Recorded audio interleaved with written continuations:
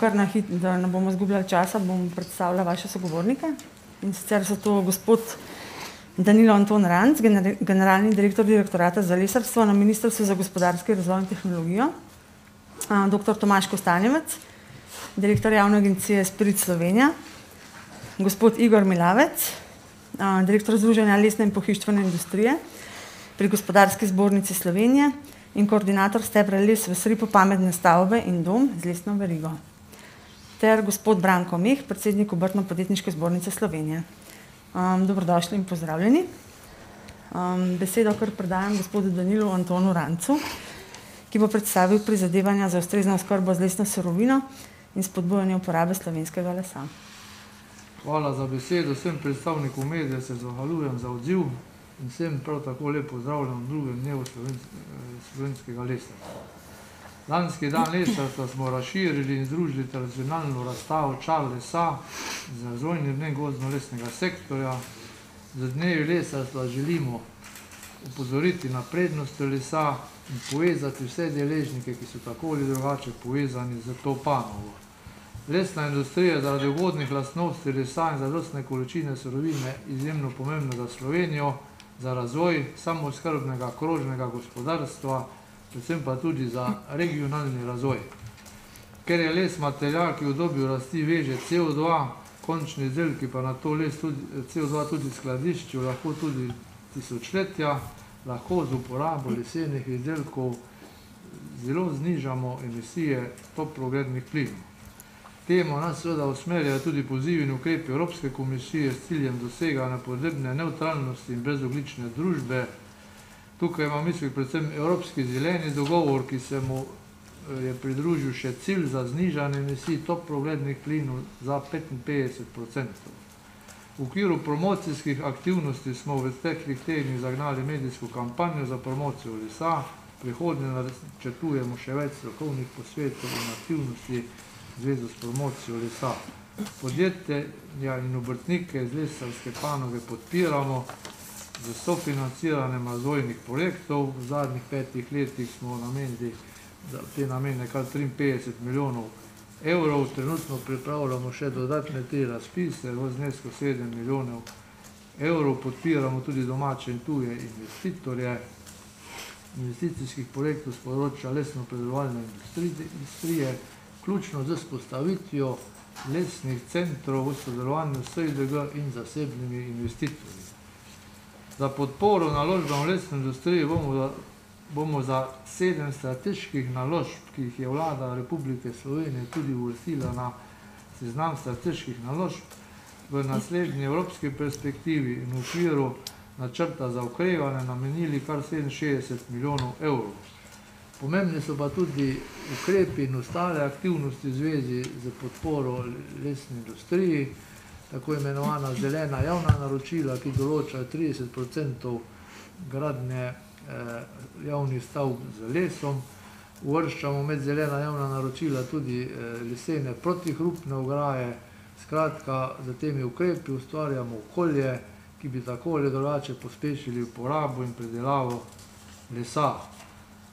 Lesno industrijo pa tudi vse bolj utrjujemo oziroma umeščamo kot samostojno panogo, kjer to ni bila praksa. Moram posebej poudariti, da minister za gospodarstvo, tehnologijo in razvoj podpira umestitev lesne industrije v slovensko industrijsko strategijo v posebnem poglavju, ker je to zelo pomembno za znižanje emisij toplogrednih plinov in uporabe teh naravnih materialov. Če gremo malo na številke, naj ponazorim, da bi z 3 milijoni kubikov predelanega lesa, če to preračunamo v vezavo CO2, to predstavlja kar 7,5 milijonov ton CO2. In to predstavlja skoraj polovico letnih emisij CO2 v Sloveniji. Če pa zgolj to ponazorimo, kakšna je to vrednost, vrednosti CO2 kuponov, to je kar 390 milijonov evrov letno. To z drugimi besedami pomeni, če bi ves slovenski prerastek lesa, kar je bolj hipotetično, predelali v Sloveniji, to pomeni, da ta les veže 100% slovenskih letnih emisij CO2. Z uporabo lesa bomo torej prispevali k prestrukturiranju slovensko-energetsko zahtevne industrije v emisijsko, nizkoemisijsko industrijo in okoljsko prijazno industrijo. Tako da vabim seveda tej priložnosti vse zasebnike, podjetnike k investicijam in da te cilje, smele cilje tudi skupaj uresničimo. Hvala lepa. Hvala lepa, gospod Ranc. Zdaj pa k besedi vabim dr. Tomaža Kostanjevca, ki bo predstavil aktivnosti Spirit Slovenija za promocijo lesno-predelovalne panoge. Malo tudi povedal o današnjem dogodku in predstavil podporo, ki jih podjetjem iz te panoge ponuja agencija. Hvala lepa za besedo, spoštovani. Lepo pozdravljeni tudi v mojem imenu.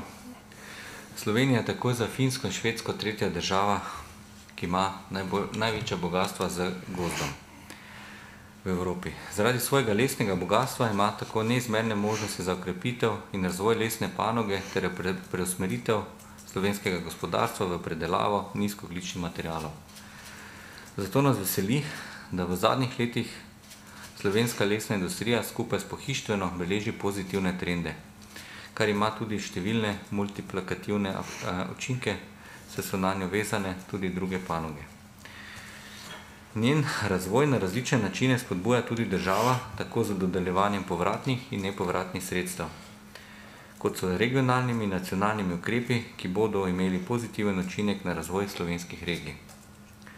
Danes smo se zbrali na drugem dnevu slovenskega lesarstva. Na njem bomo prisluhnili zanimivim strokovnim predavanjem domačih in tujih predavateljev o trenutnem stanju in potencialih lesarske panoge v Sloveniji. Dogodek bomo sklenili z slavnostno razglasitvijo prejemnikov nacionalne nagrade in priznanja za lesarski presežek leta 2021, ki letos podeljujemo prvič. Letos je Spirit Slovenija skupaj z Društvom oblikovalcev Slovenije in Direktoratom za lesarstvo pripravil javni natečaj, s katerim smo iskali izvirno oblikovane izdelke iz lesa, ki bi lahko uspešno nastopali kot prepoznavni slovenski izdelki na globalnih trgih.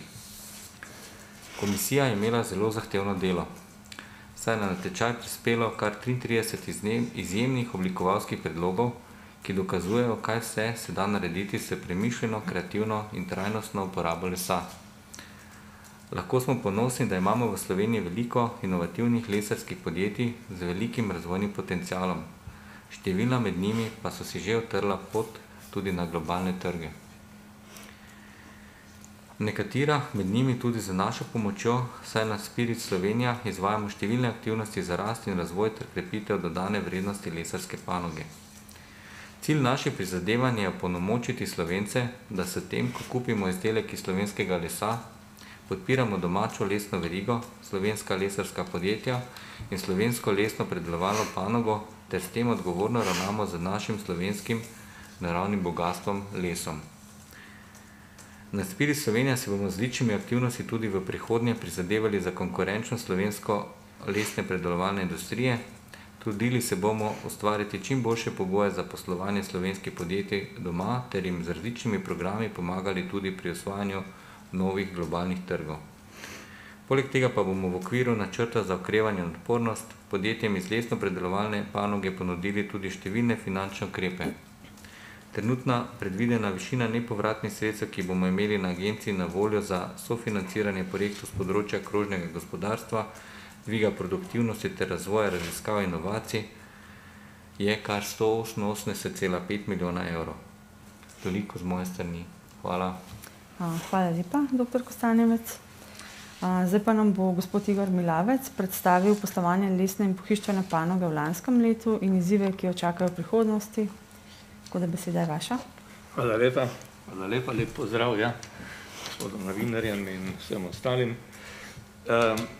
Tako kot sem že v samem uvodnem nagovoru omenil, so sicer zdaj zbrani šele prvi podatki o poslovanju panoge, ker je AJPES to šele pred nekaj dnevi dal podatke ven, tako da ni še poglobljene analize, ampak že ti prvi kažejo, v bistvu smo pozitivno presenečeni, smo pričakovali, da bodo padci hujši, pa saj zaenkrat, ko gledamo dobiček, je celo za malenko zrasel, je že blizu ranga 60 milijonov, Tudi promet ni bil konec leta 20 že podoben, kot je bil konec leta 19, se pravi, da je bil že praktično na predkrizni ravni. Tudi padec od prodaje bo manjši kot 10%, in tako da v bistvu je še najbolj negativen je bil, da smo pač izgubili nekaj več kot 500 delovnih mest. Zelo ponosni pa smo, da smo prišli pri dodani vrednosti nad 40 000 v lesarskem delu, ker to je namreč zelo pomembno, ker če ni dodana vrednost dovolj visoka, so potem težave velike, no, ker Slovenija ima ta dokaj močan pritisk na minimalno plačo in je ta prehod v rang 40 000 praktično nujen. No, tako da tukaj smo veseli, ker je bilo to doseženo. Za naprej pa, kot rečeno, panoga ima lepe priložnosti, no, to ni dvoma, ne. Panoga je nizkoogljična in kot taka prihaja nekako v sam center, ne, ker zdaj, ko gledamo te evropske, bi rekel, konference, ti mednarodni strokovnjaki pravijo, da se da z gozdom in lesom, če se to res optimalno dela, zmanjšati emisije praktično do tretjine, ne, in to je res ogromno, ne, se pravi, da je tukaj na lesu in na gozdu en ogromen potencial in zato tudi Evropa to spodbuja in jaz sem vesel, no, to, kot sem slišal tudi prej, Spirit in direktorat, v bistvu govorimo isti jezik, no, se zavedamo, da to tako je. Prav konkretno pa, ker sam prihajam tudi, koordiniran ta lesarski del našega SRIP-a, se pravi SRIP-a, pametne stavbe in dom z lesno verigo, tam pa delamo prav, bi rekel, na projektih, no, je pa, bi rekel, konkretna izvedba in se trenutno dela demo projekt podjetju Marles, se pravi dom 24 ur, kjer je že prva taka trajnostna pametna stavba z vsemi temi elementi. Imamo pa namen to razširiti v tem paketih na 2 demo stanovanjska bloka, ne, se pravi, enega bi radi zgradili, enega bi pa radi prenovili, ker prenova stavb je vsej tako pomembna ali pa še bolj, ker je ta potencial še bistveno večji. In mislim, to je prednost SRIP-ov, ne, ker v SRIP-u je 80 podjetij in raziskovalcev, praktično to je zbrano in ne, seveda, ne samo lesarskih, ne, to so vse od elektrostrojne, gradbene stroke, tako da SRIP ima ta potencial, če bomo znali to izkoristiti, da lahko to nišo, ne, to izjemno nišo, ki je, se pravi, trajnostne, pametne stavbe, začnemo res v polnosti izkoriščati, ne, ker ta niša je nova tudi v svetu, ne, jo tudi v Avstriji, Nemčiji jo zasedajo, ampak kljub vsemu je to nova niša, ne, ogromna niša in tukaj se res iščemo in poslovne modele in tehnološke rešitve in tako naprej, da bi to naredili. No, tako da to je en velik cilj tudi ali tega v nivoju tega ukrevanja in razvoja ali nečesa druga, ampak skratka, ta bi bila velik korak naprej razvojni, če to naredimo.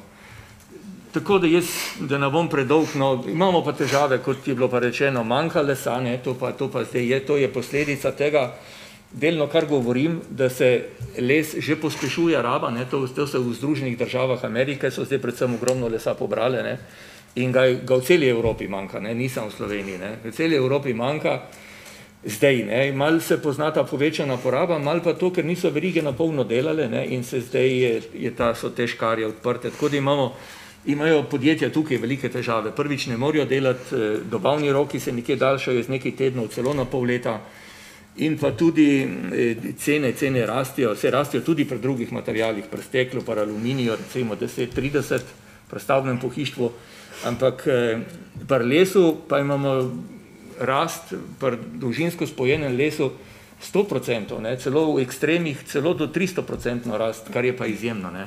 In to dela podjetjem težave, ker pogodbe imajo podpisane in pri eni gradnji lesene hiše je ta delež ogromen, ne, ker gre le za osnovni material. Toliko, no, da ne bom še vseh drugih, toliko bi zaenkrat. Hvala lepa. Najlepša hvala. Za konec pa nam bo gospod Branko Meh orisal prizadevanja za izboljšanje položaja lesnopredelovalne panoge in pogojev za poslovanje obrtnikov in podjetij iz te panoge. Spoštovane predstavnice, predstavniki medijev, Zadovoljen sem, da lahko tudi medijem spregovorim o težavah v obrti in podjetništvu, predvsem malih obrtnikov, podjetnikov, katerih tudi predstavljam, glede na področju lesarstva. Vi veste, da Slovenija nima nafte, nima rud, ima pa bogatstvo les. 60% je pogozdena z lesom. Se pravi, smo tretja država v Evropi, ko ima to bogatstvo. Mislim, da tega se niti ne zavedamo, kolikšno bogatstvo ima Republika Slovenija. Seveda pa, po drugi strani, sem vesel, da se pravi tako lesna industrija ali drugače lesno podjetništvo, ko industrija pomeni velike tovarne. Jaz pa govorim o malih lesnih obratih, lesnih žagarjih. V Obrtno-podjetniški zbornici imamo 2000 se pravi lesarjev, nekaj več kot 2000, od tega 200 žagarjev. Največji problem tega je, da zdaj, kljub temu, da imamo 60%, se pravi pogozdeno Slovenijo z gozdovi, nimajo slovenski žagari lesa. Tudi ne ti mali, sploh ga nimajo. Kar sem že tudi gor dejal, podjetje iz Šoštana me je klicalo, naj nekaj naredimo, ker enostavno delajo embalažo za Gorenje in ne morejo več dobavljati te embalaže, ker enostavno nimajo surovine. 60% pogozdeno imamo Slovenijo, pa ne, da nimamo lesa. Mi smo ustanovili lesno podjetje za urejanje slovenskimi državnimi gozdovi, predvsem zaradi tega, da bo sporedno razvijalo verigo lesno-predelovalne industrije. Tega ni. Slovenski les gre v Kitajsko, govorim o hlodovini, ali rezan les, kar je skoraj popolnoma enako, gre v sosednje države Avstrije in nazaj uvažamo polizdelke in izdelke. Verjetno to ni namen naše države. Namen naše države mora biti, da izvažamo polizdelke in izdelke. In seveda, da to prodajamo tako na evropskih trgih, tako kot na svetovnih trgih. In seveda na ta način zopet širimo lesno predelovalno industrijo ali lesno podjetništvo. Zagotovimo malim obrtnikom in podjetnikom, da se širijo, da pridajo v velike sisteme, da bodo zaposlovali z takšno politiko, kot je sedaj, pa ne govorim o tej vladi, govorim o vseh vladah, katere so bile, nič niso naredile na področju lesarstva, stagniralo je lesarstvo. Tako da želim si, da dejansko skupaj, tako kot z Ministrstvom za gospodarstvo, Ministrstvo za kmetijstvo in seveda tudi z agencijo Spirit in direktoratom za les, kateri je današnji ali včerajšnji 2-dnevni dogodek, promocija lesa, in da lahko tudi obrtniki, podjetniki povemo o naših težavah, kaj si želimo. Želimo si, da bomo imeli bogato državo, da ne bomo se več pogovarjali o minimalnih plačah, da se bomo pogovarjali o dostojnih plačah, da bodo zaposleni dostojno zaslužili. Če se pa gre samo za izvoz hlodovine, samo en segment zasluži, drugi pa ne, mislim, do tega moram biti pa izredno kritičen. Imamo velike možnosti, imamo možnosti v leseni gradnji, v pohištvu, masivnem pohištvu, nekoč smo to izvažali na veliko v druge države. Imamo vse možnosti, da proizvajamo od kvalitetnega pohištva, na vse zadnjo tudi do spominčkov.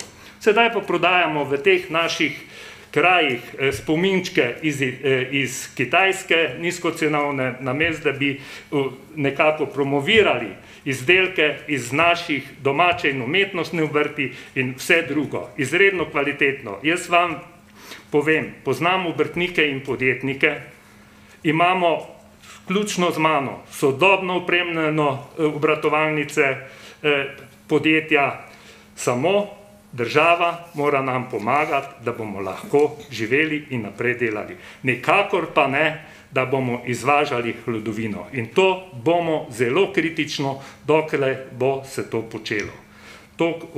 In želim si, ker Slovenija ima samo dve možnosti. Razvoj lesno-predelovalne industrije in turizma. To je nam naravno dano in mislim, da na to more tako država, tako kot vse državljanke, državljani in vsi skupaj se tega zavedati in narediti nekaj, da bomo to tudi obdržali, da bomo imeli Slovenijo takšno, kot jo imamo. Jaz sem izredno ponosen na našo Slovenijo in verjamem, da bo takšna tudi ostala. In seveda, da bo razvoj gospodarstva šel v toj smeri. Hvala lepa. Najlepša hvala, gospod Meh. To bi bilo z naše strani vse. Zdaj pa besedo predajam vam, spoštovani novinarji in novinarke. Tako da, če imate vprašanja.